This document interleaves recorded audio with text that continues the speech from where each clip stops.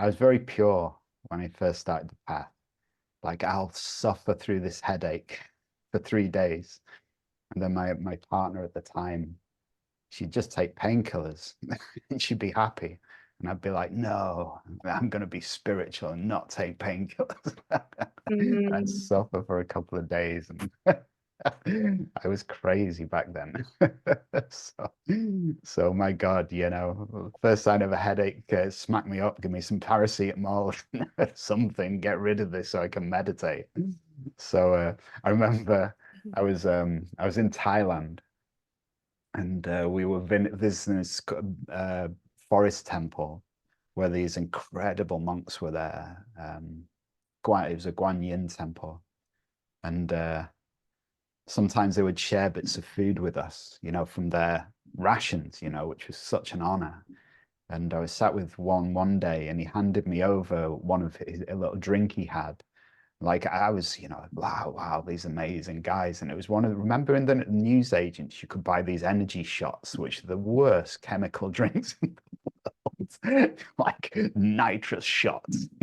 And I was that he had one of those before he meditated. So it's like, we have this puritanical idea, like not that I would take that, I'd be climbing the ceiling, but you know. And then I remember once I was lying in the bath and I beat myself up for drinking coffee for years. It's like, oh, not pure enough. Even though I know coffee makes me feel great. I think it helps my ADD or something. It's like medicine for me. And I was lying in the bath one day and I was like, oh, my guru, my teacher in India would be so ashamed of me, like in my thought spiral. And I'm mm, listening to a story of him in India. And the guy is talking about them sitting on the beach with him, meditating. And they got to the end of the meditation, and he says, okay, I'm going to make you all some coffee. And Nescafe as well, granulated coffee. I was like, I've been feeling guilty for 5 years.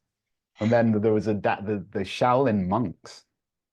I mentioned this before, the Shaolin monks, when it's winter, to keep warm, they have this special brew that they've created.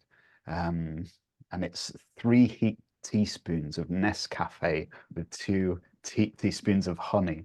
And they, they stir it into a paste and it keeps them warm through winter. So, so it's, whatever you want to do is fine, follow your way. But yeah, just experiment and find out what's true for you.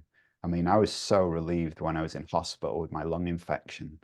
The pain I was in was off the charts, and those painkillers for me were a lifesaver. And they also noticed some of the nurses that are more spiritually inclined in hospitals. They noticed that as people reach the end of their life and they start to give them the stronger painkillers, like when they don't do that, their transition is very painful and they're in a lot of problem.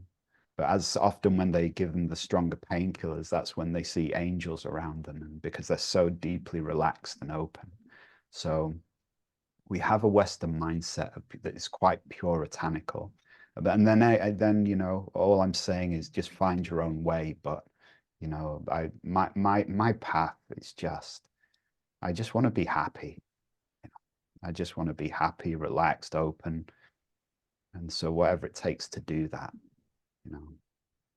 So yeah, sorry, not a definite answer to you, but so just finally on physical pain, um, I had a really bad back for 3 months, and I pulled it doing Tai Chi, ironically, and so I'd have to lie down for a period of time through the day, and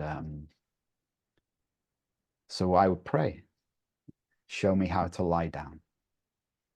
And then I'd just know what position my body would need. I'd just feel mm, into it.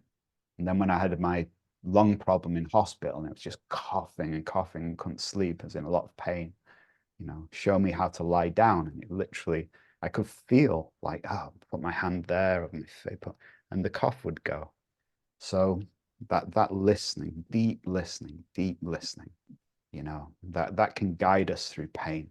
I'm having surgery on my tooth, and I don't know. I'm waiting to hear off the hospital. abscess in the jaw, all that stuff. So I'll let you know. But I will definitely be thinking painkillers.